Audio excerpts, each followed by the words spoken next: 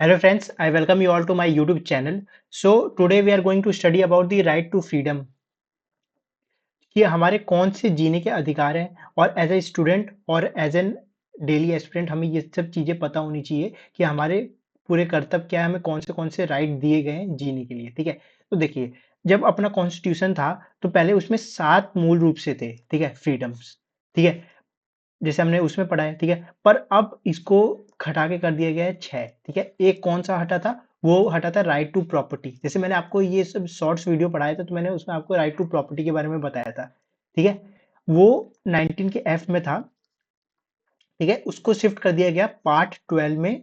ठीक है, और आर्टिकल नंबर 300 ए में। ठीक है, पहले देखो, पहले अगर बात करें तो 7 थे। ठीक है, अब कितने हैं प्रेजेंट में? तो वो है 6। ठीक है, तो आइए आज की वीडियो स्टार्ट करते हैं। तो देखिए, पहले हम पढ़ेंगे आर्टिकल नंबर 19। ठीक है, आर्टिकल नंबर 19। देखो, नंबर 19 हमें बताता है कि freedom of speech and expression. ठीक है, आपको बोलने का और अपने विचार प्रकट करने का पूरा अधिकार है। तो पहला क्या बताता है? Freedom of speech and expression. ठीक है, आपको बोलने और अपने विचार प्रकट करने का पूर्णतः अधिकार है। ठीक है, ये बात आती है। तो देखिए, इसके अंदर अब अलग सेक्शंस आते हैं। जैसे सब सेक्शंस मैंने आपको पढ़ाया था, तब मैंने ये बताया था ना 19 का 1। अब इसमें सब सेक्शन आएंगे ए बी सी, और उनके जो रिस्ट्रिक्शंस होंगे उनके बाद वाले सेक्शन में होंगे। याद करना रिस्ट्रिक्शन सबसे ईजी हो जाएगा। देखिए, जैसे अगर मैं 19 का 1 का ए की बात करूं, तो इसमें हमें क्या बताया जाता है? इसमें हमें बताया जाता है कि जो आपको यहाँ पे जो मूल रूप से बोलने का अधिकार है। जैसे अगर मैं अभी स्पीच की बात करूं, तो आप स्पीच 3 तरीके से कर सकते हैं। कैसे? एक तो जो अभी मैं बोल रहा हूं, तो एक जो अपने मुखित तौर पे बोली जाती है, एक लिखित तौर पे हो जाती है, और एक भाव के तौर पे जो हम लोग दिखाते हैं। तो वो 3 तरीके से हो जाती है। ठीक है, इसी 3 तरीके को हम आगे देखेंगे। तो आपके पास क्या रहेगा? Right to press. ठीक है, मूलतः आपको बोलने का पूरी तरीके से अधिकार है। ठीक है, आपको राइट टू प्रोटेस्ट भी है यहाँ पे। देखो, अब प्रोटेस्ट कैसे आ गया? आप ये सोच रहे होगे कि प्रोटेस्ट करना, हिंसा करना। देखो, आप हिंसा करने की बात, प्रोटेस्ट का हर वक्त हिंसा करने की बात नहीं होती। जैसे आपका क्या हुआ कि जैसे आपने कोई एग्जाम दिया, ठीक, जैसे अभी हमने देखा यूपी पुलिस के एग्जाम में, तो बच्चे ने प्रोटेस्ट किया, पर they are not carrying anything with them. जैसे कि अगर मैं क्या बोलूं, यहाँ पे वो अपने साथ आर्म्स कैरी नहीं कर रहे थे। ठीक है, जैसे आप बोल रहे हो चाकू, ठीक है, आप और लेकर चल गए, बंदूक लेकर आप नहीं जा रहे हो। ठीक है, तो ये सब चीजें आपको ध्यान रखनी है कि अगर आप प्रोटेस्ट करें तो आपको पीसफुली करना है, उससे किसी की जान हान का नुकसान ना हो उससे। ये नहीं कि आप भाई प्रोटेस्ट करने जा रहे हो, वहां पे किसी की डेथ हो गई, तो उसके टोटली रिस्पॉन्सिबल आप होंगे, और जो वहां का लीडर होगा। जैसे अगर आप कोई टीचर वहां का लीडर था और किसी की मृत्यु होती है, तो वो फुली वही रिस्पॉन्सिबल होगा वहां पे। ठीक है, ये आ गया right to fly a flag. ठीक है, फ्लाई अ फ्लैग। अब मतलब इसका क्या मतलब हुआ कि अगर वहां पे आप जा रहे हो, तो आपको पूरी तरह अधिकार है। आप कोई भी दिन, जैसे जरूरी नहीं है कि भाई आपको 26 जनवरी और 15 अगस्त के दिन ही आप फ्लैग लहरा सकते हो। ठीक है, वो आपकी सहनशीलता है कि आप जिस वक्त चाहें उस वक्त अपने भारत का झंडा फहरा सकते हैं, किसी टाइम भी और किसी वक्त। ठीक है, ये हो गया। राइट टू प्रेस हो गया, राइट टू प्रोटेक्ट हो गया, राइट टू फ्लाई फ्लैग हो गया, और राइट टू इंफॉर्मेशन। ठीक है, राइट टू इंफॉर्मेशन हो गया। अब इंफॉर्मेशन का क्या मतलब होता है? देखो, आपको किसी भी चीज की जानकारी लेने का पूर्णतः अधिकार है।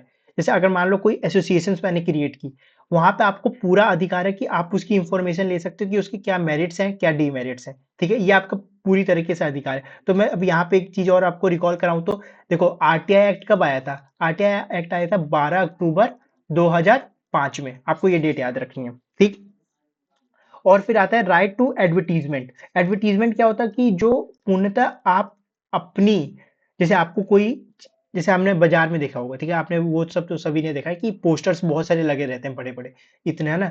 तो आपको वो भी है कि अगर आपने कोई अपनी कोचिंग इंस्टीट्यूट खोली है, तो आपको पूरा अधिकार है कि आप अपने वहां जाकर पोस्टर्स को लगा सकते हो, आप अपने एडवर्टीजमेंट कर सकते हो, आपके मूल भाव दिखा सकते हो। ठीक, एक ये चीज हो गई। ब्रॉडकास्टिंग कर सकते हो आप। ठीक है, ब्रॉडकास्टिंग लिख दे रहा हूं। ठीक है, आपको राइट टू इंटरनेट है।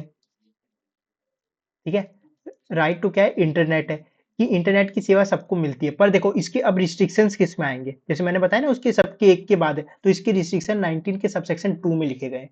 ठीक है, इसके रिस्ट्रिक्शंस क्या होंगे? देखो, आप खुद कॉमन सेंस यहाँ पे लगाओ। मैंने जैसे आपको बताया कि राइट टू प्रोटेस्ट, तो प्रोटेस्ट में मैंने क्या बताया कि पर आप वहां पे आर्म्स नहीं लेकर जा सकते हो, पीसफुली आपको प्रोटेस्ट करना पड़ेगा। उसी तरह के अगर आपको इंटरनेट मिला है तो उसको आपको अच्छी तरीके से प्रयोग करना है, ठीक है? ये नहीं कि आप भाई साइबर कैफे चले गए, वहां पे साइबर क्राइम करने लग गए, आपने कोई इंफॉर्मेशन सपोज की पाकिस्तान पहुंचा दी, तो आपने इंटरनेट का गलत प्रयोग किया, तो उस तरीके से आप क्या हुए, एक क्रिमिनल के तौर पे ही आए। ये आप वहां पे जाकर ये नहीं बोल सकते कि भाई मेरे को तो मूल अधिकार दिया गया था इंटरनेट यूज करने का, नहीं, वहां पे ये रिस्ट्रिक्शंस होगी, ठीक है? फिर आएगा, ये हो गया। फिर आएगा 19 का सबसेक्शन 2। देखो अब 2 में क्या बात होती है। 2 में ये होता है कि जैसे आप अभी आपने क्या किया, freedom of speech and expression किया, अब आप अपनी असेंबलीज बना सकते हो, freedom of formation of any assemblies, ठीक है? असेंबलीज आप क्रिएट कर सकते हो। तो असेंबलीज क्रिएट करने का क्या लॉजिक है? जैसे ये मानो कि आपने कोई मीटिंग बुला ली, ठीक है? आपने कोई प्रेस कॉन्फ्रेंस बुला ली, ठीक है? तो इसके पूरे आपको अधिकार हैं। 19 के 2 में आपको असेंबलीज बनाने के बारे में बताया गया है, ठीक? और आप अपनी वहीं पे मीटिंग बुला सकते हो, प्रेस बुला सकते हो, पर यहाँ भी आपको याद रखना है कि जो इसकी रिस्ट्रिक्शंस है 19 के 2 की, वो 19 के सब सेक्शन 3 में लिखी गई हैं, ठीक है? आपको इतनी बातें याद रखनी है कि जैसे अगर आप मीटिंग बुला रहे हो, ये नहीं कि भाई मीटिंग में सब देखकर बंदूक लेकर पहुंचे हुए हैं, नहीं। वहां पे आपको जो फॉलो करना है वो एक पीसफुल इन्वायरमेंट रखना है कि भाई उससे किसी भी लोगों को कोई नुकसान ना हो, और एक एक तरीके से देखा जाए शांतिपूर्ण बने रहना चाहिए, ठीक? ये हो गई। फिर आएगा हम 19 के 3 में। देखो 19 के 3 में क्या बताया गया है, अभी हम मैंने बता दिया। अब मैं अब इसके बाद आपको ट्रिक बताऊंगा कैसे याद रखना है, ठीक है? असेंबलीज बना दी, अब आप बनाने चले गए एसोसिएशन, ठीक है? Freedom freedom to form associations, ठीक है? एसोसिएशंस आपने क्रिएट कर दिए। तो एसोसिएशन जब आपने क्रिएट किए तो एसोसिएशंस कैसे होते हैं? देखो एसोसिएशंस का पहले मतलब समझो। जैसे कि आपने एक पॉलिटिकल पार्टी बना ली, आपको यहाँ ये भी अधिकार है, ये नहीं कि भाई पॉलिटिकल पार्टी आप नहीं बना सकते हो, आप अपनी खुद की पॉलिटिकल पार्टी भी बना सकते हो, ठीक है? वो आगे चल के चले ना चले वो अलग बात है, पर आप अपनी पॉलिटिकल पार्टीज बना सकते हो, आप अपनी कंपनीज बना सकते हो, आपको पूरा अधिकार है, ठीक है? आप अपने फर्म्स बना सकते हो। देखो फर्म्स और कंपनीज में अब क्या डिफरेंस होता है ये आपको बताता हूँ। देखो जो कंपनीज होती है ना, वो आप एक सोल प्रोप्राइटर के तौर पे भी चला सकते हो। सोल प्रोप्राइटर का मतलब होता है कि एक अपनी निजी, मतलब मैं अकेले अगर कोई दुकान चला रहा हूँ तो वो भी कंपनी के अंदर ही आती है। पर जो फर्म्स होती है वो ग्रुप ऑफ पर्सन होती है जिसमें 2 और 2 से ज़्यादा लोग इन्वॉल्व हो कम से कम, ठीक है? पर जो कंपनी है उसमें मिनिमम 1 लोग भी इन्वॉल्व हो सकते हैं, ठीक है? तो ये डिफरेंस होता है। तो ये अपने बना सकते हो कोऑपरेटिव सोसाइटी जो 77 कॉन्स्टिट्यूशन अमेंडमेंट एक्ट से आई थी, ठीक है? आप वो क्रिएट कर सकते हो, ठीक है? तो ये आपको पूरी तरीके से अधिकार देता है, ठीक है? फिर आता है 19 का सबसेक्शन 4। देखो ये क्या बताता है, ये आपको बताता है कि आप अपने जो है मूवमेंट कर सकते हो ऑल ओवर इंडिया, ठीक है? ये आपको मूवमेंट बताता है। देखो मैं यहाँ पे मूवमेंट लिख ले रहा हूँ, आप पूरा लिखेगा फ्रीडम टू मूव, देखिए freedom of movement. Freedom of जब मूवमेंट करोगे तो आप all over India freely move कर सकते हो, ठीक है? ऑल ओवर इंडिया, इंडिया के बाहर की बात नहीं कर रहा हूँ, ऑल ओवर इंडिया आप फ्रीली मूव कर सकते हो। जैसे आप अब यहाँ रहते हो, आपको जैसे आप यूपी में रह रहे हो, आपको केरला जाना है तो आप जा इजीली जाकर वहां पे रह सकते हो, ठीक है? वैसे ही जैसे मैं हूँ, ठीक है, मैं अभी यूपी में रह रहा हूँ, ठीक है, मुझे पंजाब में जाकर रहना है तो मैं वहां जा इजीली जाकर रह सकता हूँ, ठीक है? ये मेरा खुद का है अधिकार, ठीक है? और अगर आपको वो जगह पसंद आ गई तो आप वहां पे मतलब ये कर सकते हो कि रिसाइड भी कर सकते हो कि भाई मेरे को वहीं रहना था, आप वहां रह सकते हो फ्रीली, आपको किसी से पूछना नहीं। पर देखो इसकी जो रिस्ट्रिक्शंस होगी वो 19 के 5 में बताई जाएगी, जैसे मैंने बताया एक बात, ठीक? तो इसकी रिस्ट्रिक्शंस आप बोलोगे अब इसमें कौन सी रिस्ट्रिक्शन लगेंगी? देखो जैसे देखो आपको ट्रैवल करने का पूरा अधिकार है, पर सपोज करो जैसे कोविड-19 के टाइम पे हमने देखा कि यार सब लॉकडाउन हो गया, ठीक है? तो लॉकडाउन के अंदर आपको ये कोई अधिकार नहीं देगा कि आप ऑल ओवर प्लेस जाकर घूम सको। भाई लॉकडाउन लग रखा है, कोई चीज आपसे फैल सकती है वहां पे, है ना?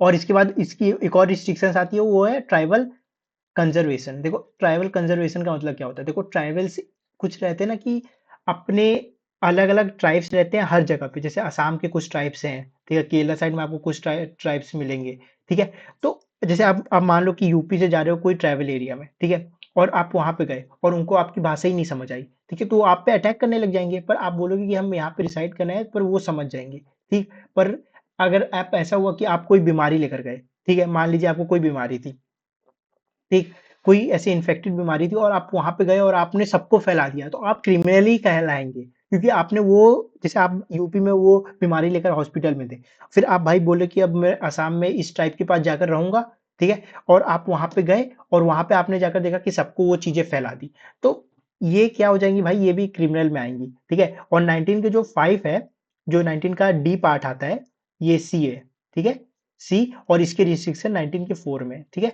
और ये डी, और जो डी पार्ट आता है, ठीक है, ई पार्ट, तो उसमें क्या होता है कि वो आपको बताएगा रेजिडेंट्स।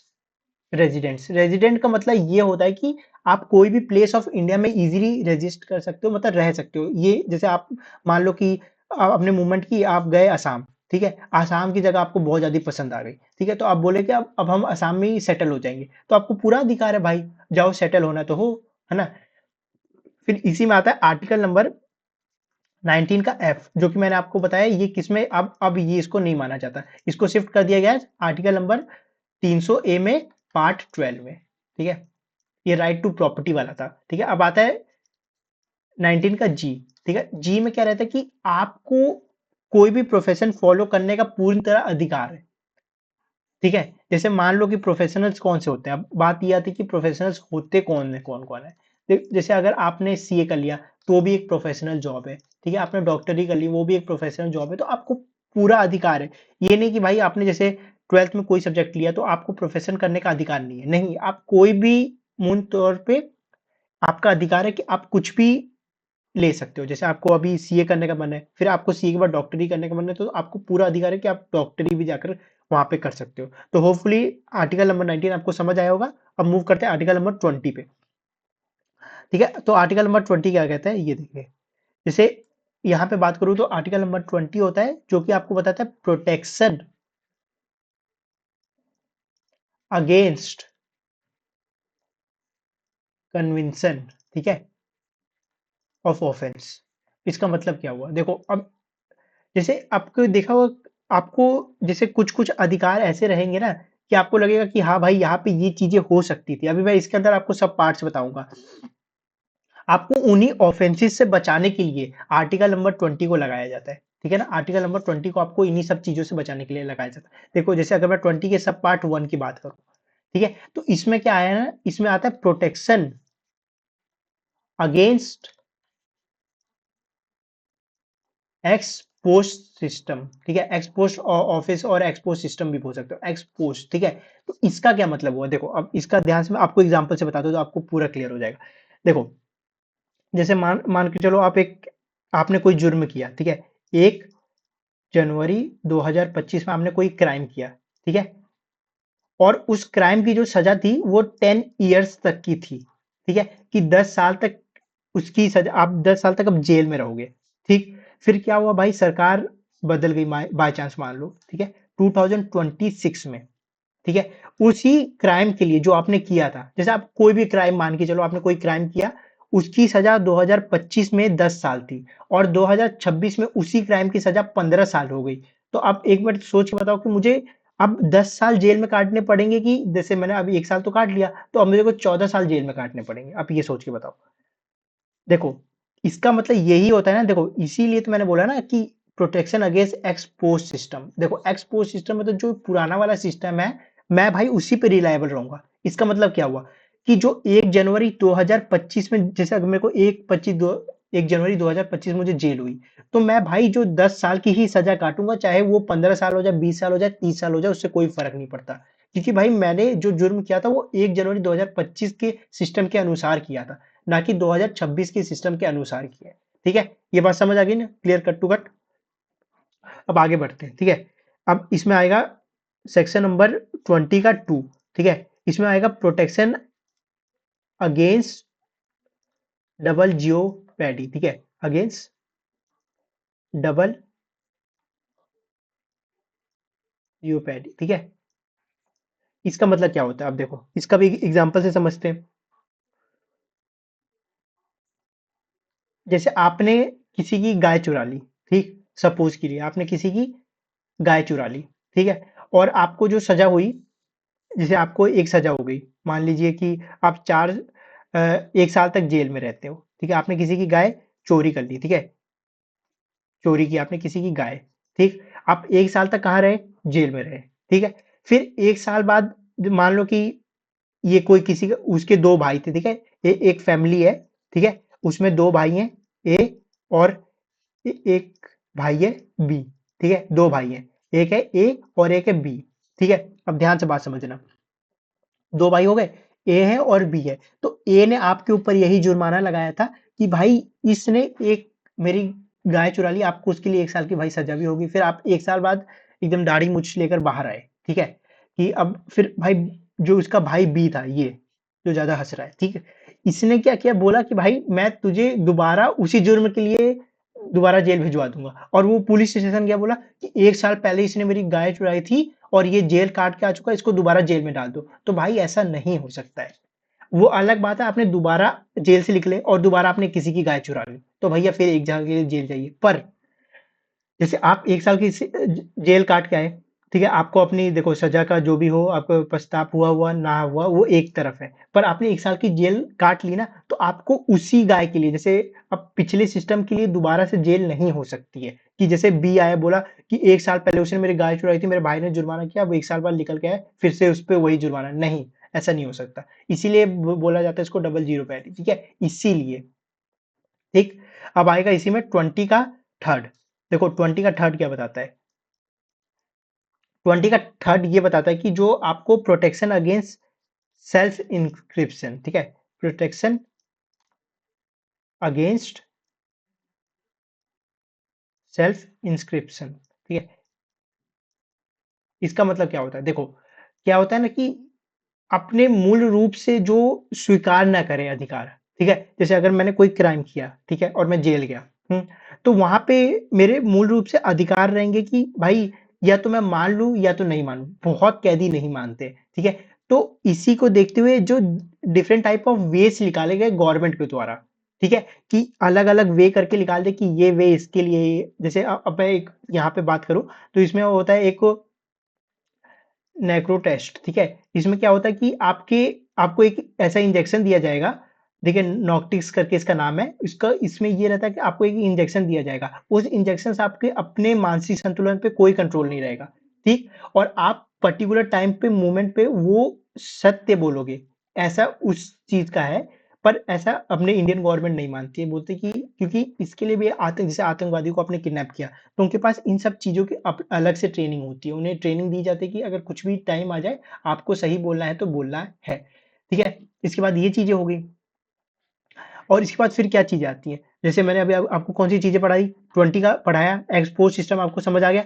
फिर हमने उसके बाद क्या पढ़ा, 21 में पढ़ा, ठीक है, कि प्रोटेक्शन अगेंस्ट डबल जियोपैथी। ठीक है, फिर हमने सेल्फ इंस्क्रिप्शन पढ़ा, उसमें हमने, और इसी में एक आता है कि जो आपके माइंड को एक सुन कर दिया जाता है। ठीक है, एक आता है माइंड को, जहाँ पे आपको सुन कर दिया जाएगा, जहाँ पे आपको डिफरेंट टाइप ऑफ थॉट्स नहीं आएंगे, वहां पे भी यही लगता है सेल्फ इंस्पिरेशन के बारे में होता है। और एक आता है पोलियोग्राफ।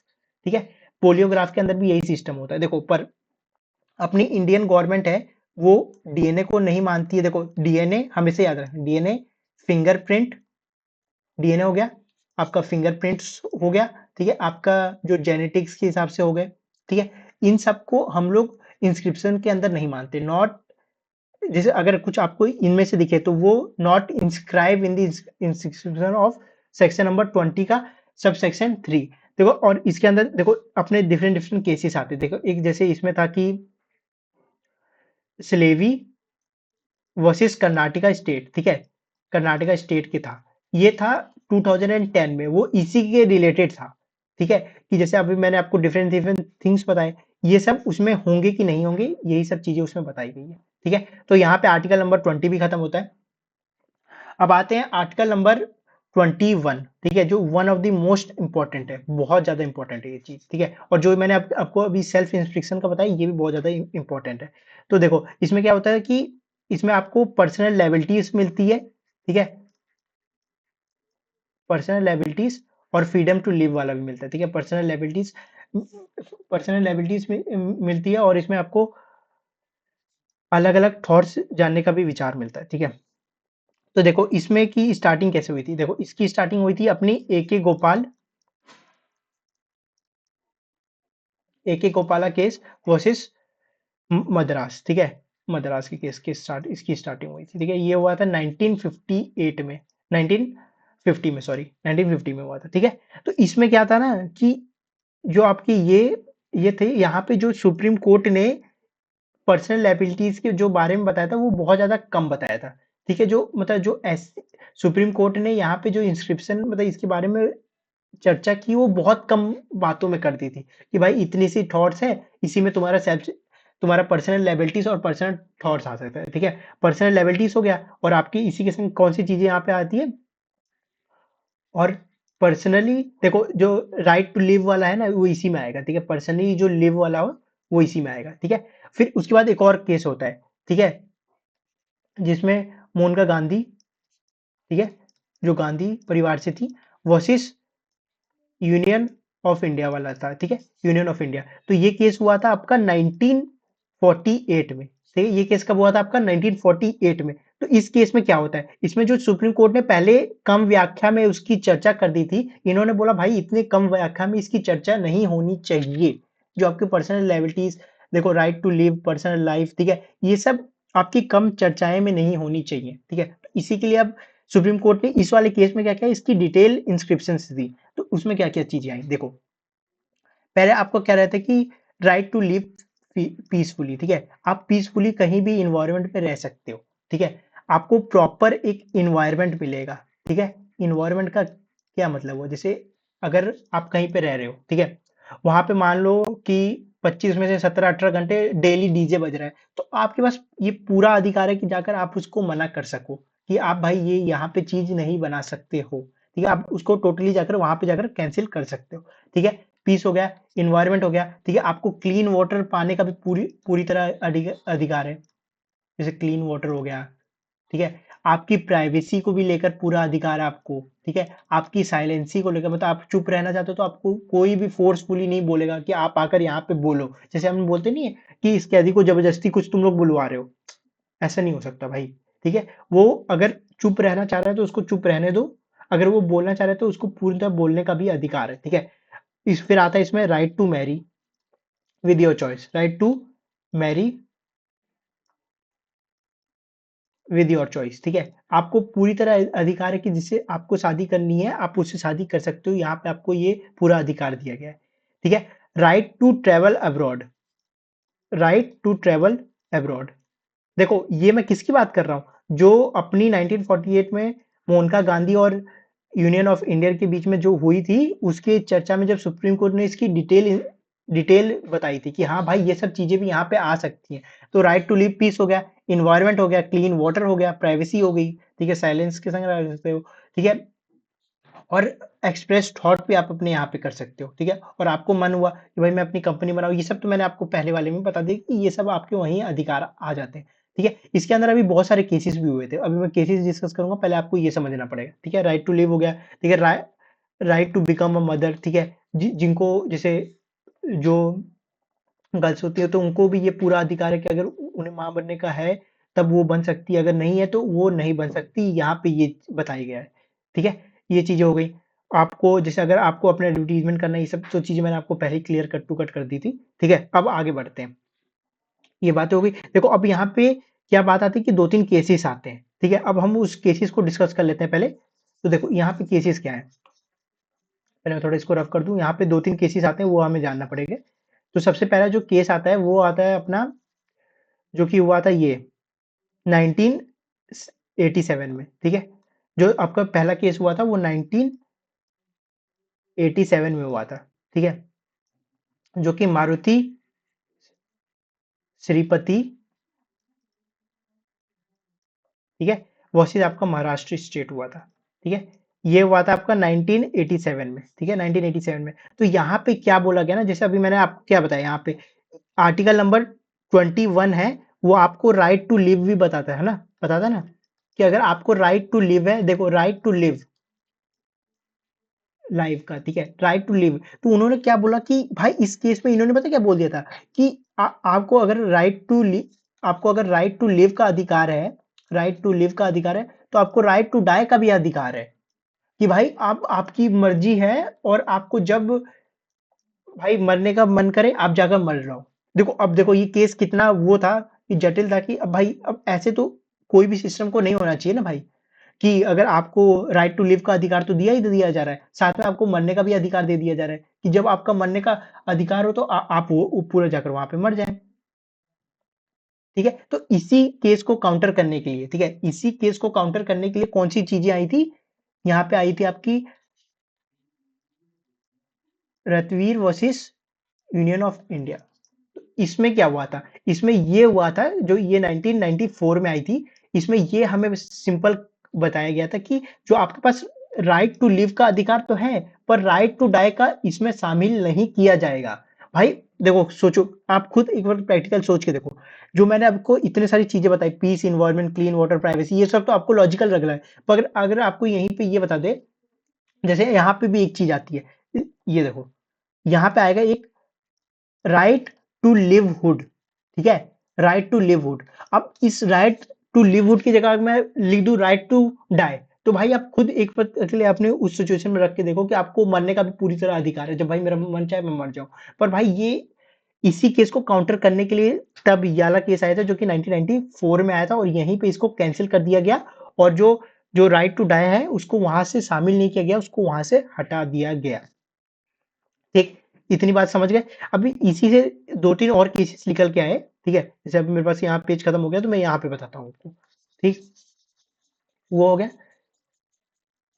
फिर एक टर्म आता है यहाँ पे, जो कि हमने देखा उसके बाद निकला था, ठीक है, इंथोनेशिया।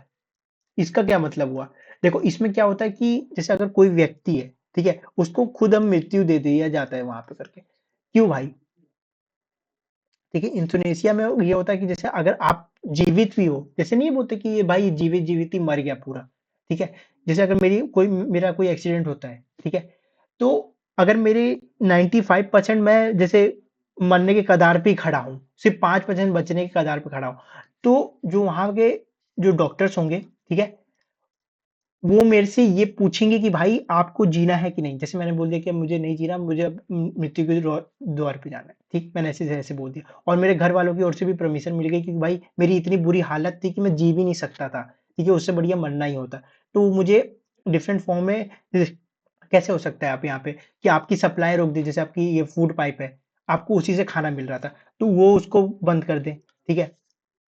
ऐसे तो इंसोनेशिया दो तरीके का होता है, एक होता है एक्टिव, ठीक है, और एक होता है पैसिव, ठीक है, एक्टिव और पैसिव होता है।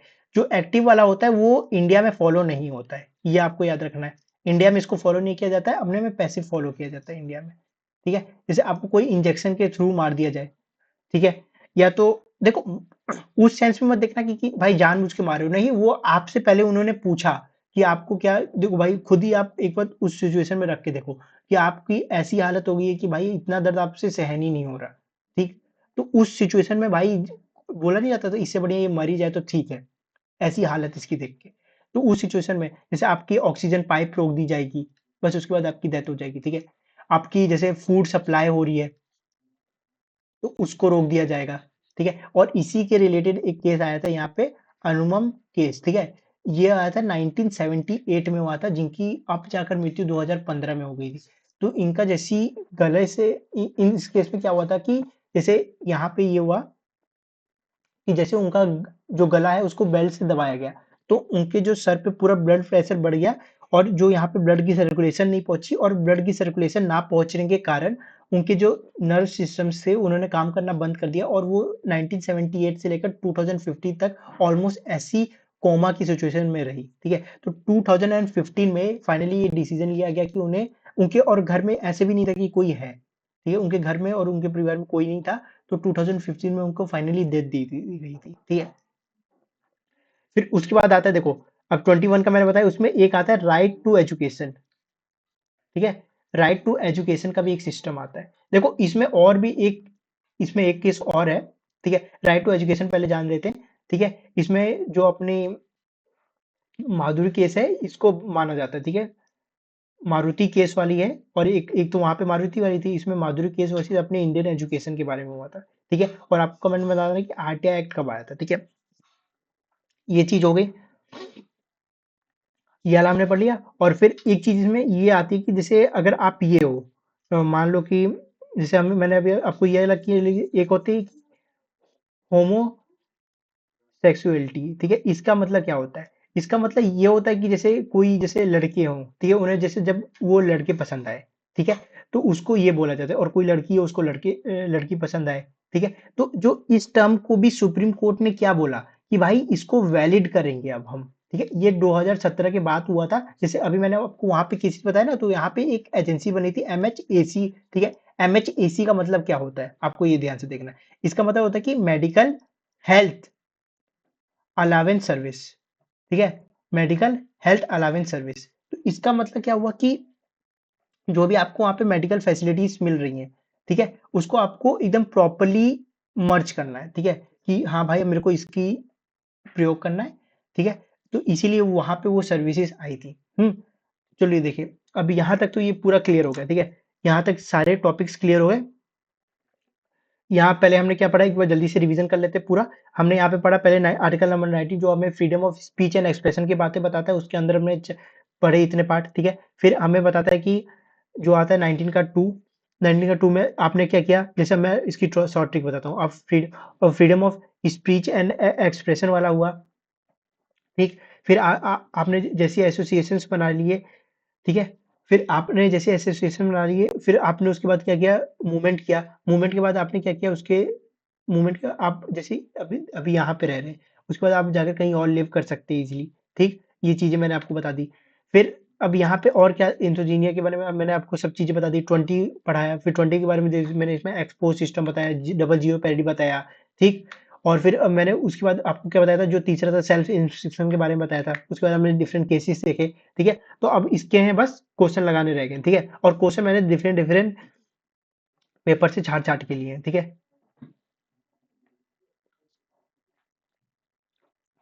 तो स्टार्ट करते हैं, ठीक है। तो जैसे अब हम इंडियन, पहला क्वेश्चन क्या पूछ रहा है कि Indian constitution provide, article number 19 of the Indian constitution provide how many types of freedoms, कितने तरीके की वो फ्रीडम प्रोवाइड करता है। तो देखो 13 तो मैंने कुछ बताया नहीं, 44 मैंने कुछ बताया नहीं, 13 कुछ मैंने बताया नहीं, 6 प्रोवाइड करता है, ठीक है। कितने प्रोवाइड करता है, 6 प्रोवाइड करता है, ठीक। पहला क्वेश्चन हो गया। दूसरा क्वेश्चन क्या है, देखो दूसरा क्वेश्चन है कि 19 D of the Indian Indian deals with the art, देखो 19 जो डी है वो किस चीज से डील करता है। देखो 19 का डी किस चीज से डील करता है, मैंने बताया फ्रीडम ऑफ स्पीच, ये तो ए करता है, इसके बारे में हमने पढ़ लिया, ये नहीं होगा, ठीक है। देखो पीसफुली असेंबल, ये कौन सा करता है, ये बी करता है, ये भी नहीं होगा मतलब, ठीक है। Right to move freely through the territory of India, देखो ये चीज मैंने बताई थी, है ना, ये चीज मैंने बताई थी कि नहीं बताई थी, यही इसका आंसर हो जाएगा। पर जो ये है देखो, right to practise any profession, ये किसमें, जी में, ठीक है। ये दिल्ली पुलिस कांस्टेबल 8 दिसंबर 2020 में आया था, ठीक है।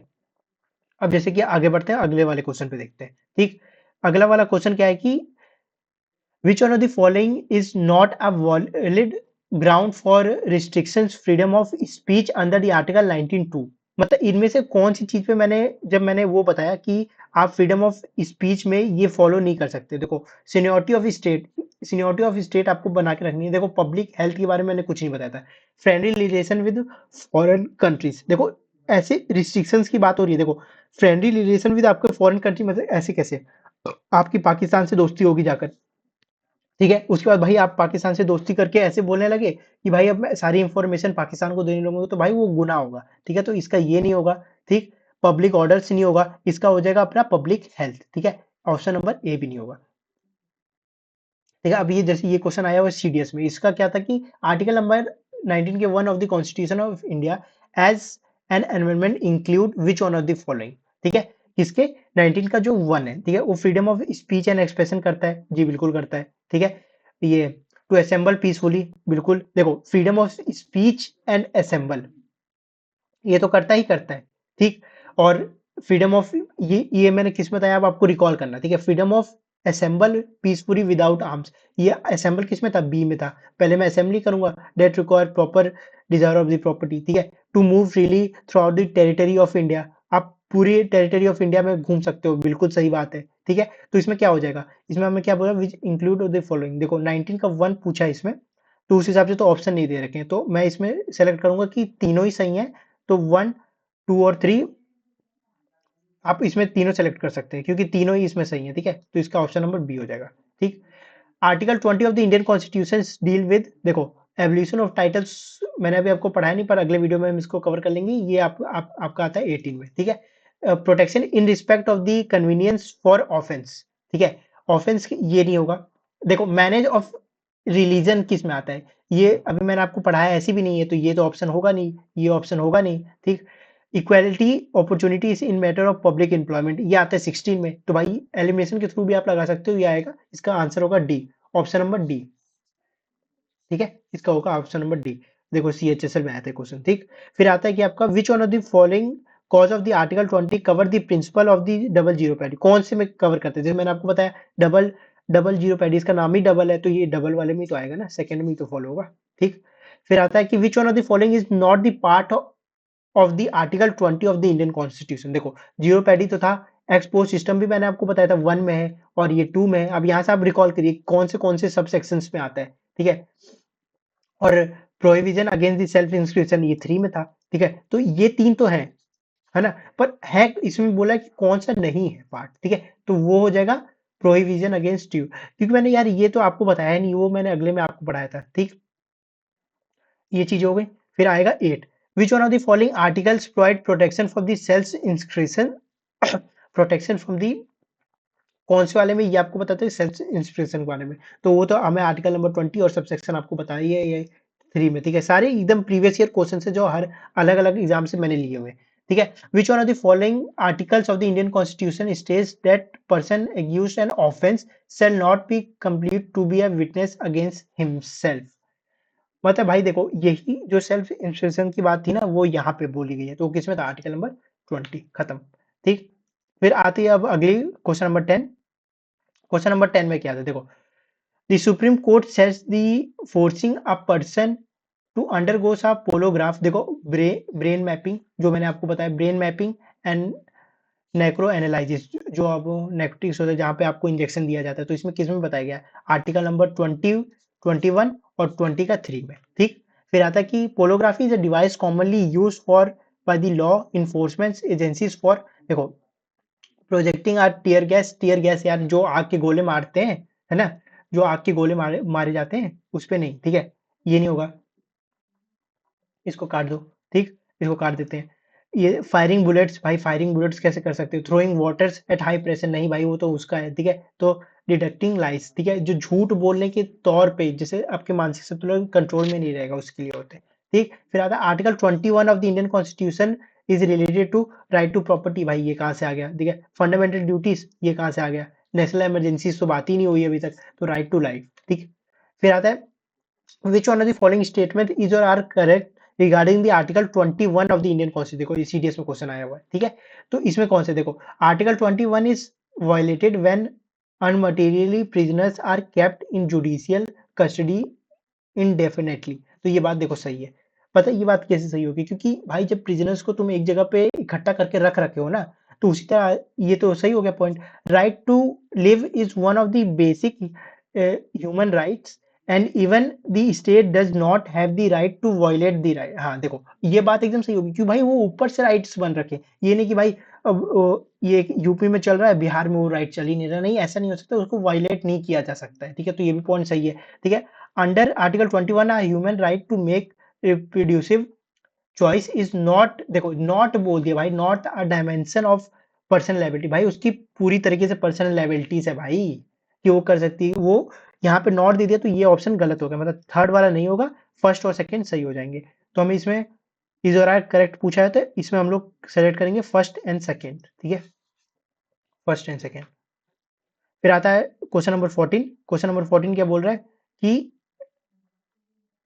which one of the following rights have been declared as the part of the protection of the life and personal liabilities under 21, ठीक है, तो इसके अंदर कौन से, देखो राइट टू प्राइवेसी मैंने आपको बताई है, राइट टू गुड हेल्थ बताया है, ठीक है, राइट टू ट्रेवल बताया है, राइट टू लीगल एड्स भी बताया रखा है, ठीक है, ये भी होता है, ठीक है, ये वाला मैंने शायद वहां पे मेंशन नहीं किया था, पर ये भी होता है, तो इसमें कौन सा हो जाएगा, 1 2 3 4 चारों ऑप्शन हो जाएंगे, तो ऑप्शन नंबर डी, ठीक। फिर आएगा देखो यूजीसी नेट का, इसमें ये क्वेश्चन है, which one of the following rights have been declared the, ठीक है, amendments right under the constitution and 21 of the Indian constitution, देखो public right to public hanging ये होता है, right to sustainable development, right to livelihood, right to free education of 16 up to age 16, नहीं ये गलत है यहाँ पे, अप टू एज 16 तक थोड़ा मैंने बोला था, 16 से लेकर 14 तक रहते हैं भाई, ठीक, तो ये वाला पॉइंट गलत हो गया, डी गलत है, ठीक है। राइट टू डिग्निटी बिल्कुल सही पॉइंट है, ठीक है, तो इसमें कौन से ऑप्शन हो जाएंगे, ए, बी, सी और ई। ठीक है, ये 4 पॉइंट सही हो जाएंगे, ए, बी, सी, ई। ठीक है, ऑप्शन नंबर बी करेक्ट हो जाएगा। ठीक, फिर आएगा the supreme court of India has been place the right to privacy under which one of the following articles. देखो राइट टू प्राइवेसी किस में पढ़ा है, 21 में। ठीक, फिर आएगा under which article of the Indian constitution the right to clean water is a fundamental. देखो मैंने क्लीन वाटर वहां पे नाम लिया था, किसमें था, 21 में, खत्म। बस यही क्वेश्चन है। देखो which one of the following is the first country to legalise the Indonesia. Indonesia के बारे में बता दिया, उसकी जो फर्स्ट कंट्री थी आपको याद रख लेना, ये थी नेदरलैंड। ठीक है, जिन्होंने 2001 में किया था, उसके बाद यूएसए, फिर आपका मेक्सिको ने किया था। ठीक है, तो होपफुली आज की वीडियो आपको अच्छी लगी होगी, कमेंट में जरूर बताइएगा आज की वीडियो कैसी लगी।